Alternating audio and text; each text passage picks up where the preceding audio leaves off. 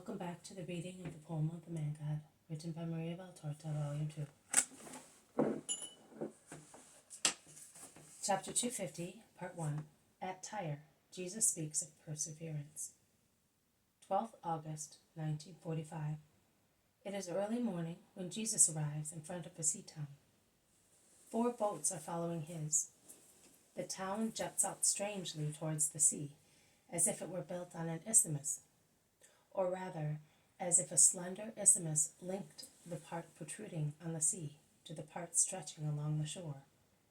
It looks like a huge mushroom, as seen from the sea, with its crown lying on the waves, its roots under the shore, the isthmus being the stem. There are 2 harbors, one on each side. One to the north is wider and full of small boats. In the other, to the south, which is more sheltered, there are large ships arriving or departing. "We must go over there," says Isaac, pointing to the harbor of the smaller boats. "That is where the fishermen are." They walk round the island, and I can see that the isthmus is an artificial one, a kind of cyclopean dam linking the little island to the mainland. They built lavishly in those days. I gather from this work and from the number of boats in the harbors that the town was wealthy and commercially very active. Behind the town, beyond a flat area, there are some pretty-looking little hills, and the Great Hermon and the Lebanon chain of mountains can be seen very far behind. I also understand that this is one of the towns I could see from Lebanon. Jesus' boat is now entering the northern harbor, the roadstead, because it does not dock. But the men row slowly backwards and forwards until Isaac sees that he is looking for sees those he is looking for and calls them at the top of his voice. 2 beautiful fishing boats come towards them, and the crew bend over the smaller boats of the disciples. "The Master is with us, my friends. Come, if you wish to hear his word. This evening he is going back to Sycamore," says Isaac. "We are coming at once. Where shall we go?" "To a quiet place. The Master is not disembarking at Tyre, nor at the town on the mainland. He will speak from the boat, so choose a shaded and sheltered place. Follow us towards the rock. There are some quiet, shady inlets. You can also land." And they go to an inlet in the cliff farther north. The very steep cliff protects from the sun. It is a lonely spot. Only seagulls and wood pigeons live there. They fly out for their raids at sea, and then fly back to their nests in the rocks, squeaking loud. Some more small boats have joined the leading one, and have thus formed a little fleet. At the end of the tiny bay, there is a very small beach. It is really a sham beach, a small square strewn with stones. It can hold about 100 people. They land, making use of a large flat rock emerging from the deep water, like a small natural wharf, and they gather on the little stony beach, sparkling with salt. They are thin, swarthy men, parched by the sun and the sea.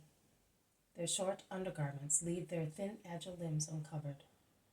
They are clearly a different race from the Jews of the present time, but the difference is not so striking with regard to Galileans.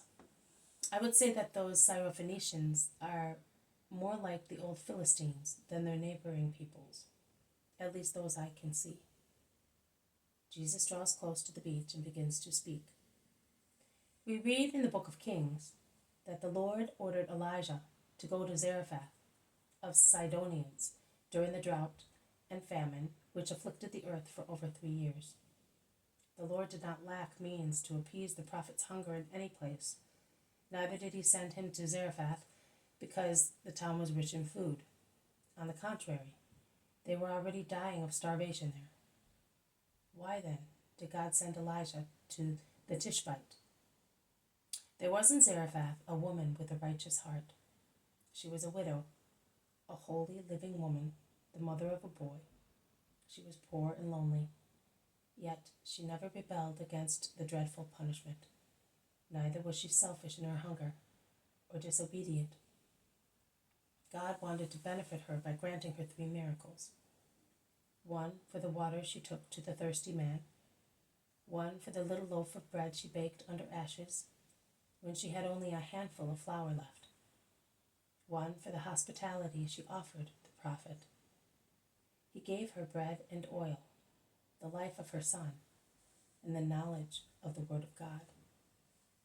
You can see that a charitable action not only satisfies the hunger of bodies or removes the grief for death, but it teaches the soul the wisdom of the Lord. You have given lodgings to the servants of the Lord, and he gives you the word of wisdom.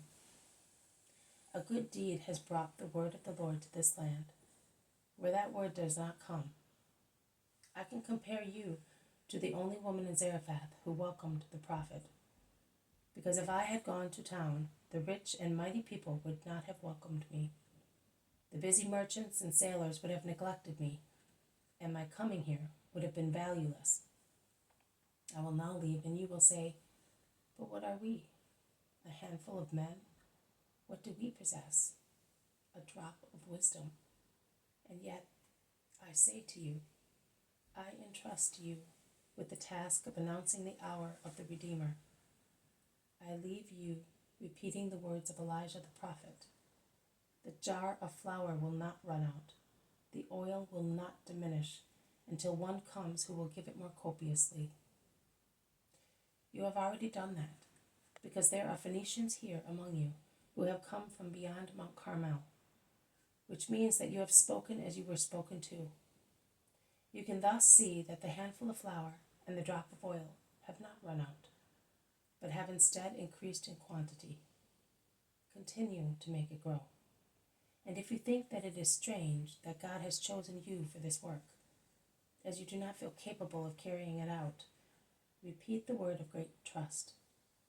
I will do what you tell me, trusting your word. This has been a reading from the poem of the Man God, written by Maria Valtorta, Volume 2, Chapter 250, Part 1. At Tyre, Jesus speaks of perseverance. Thank you for listening. I will see you tomorrow. May God bless you, and may peace be with you.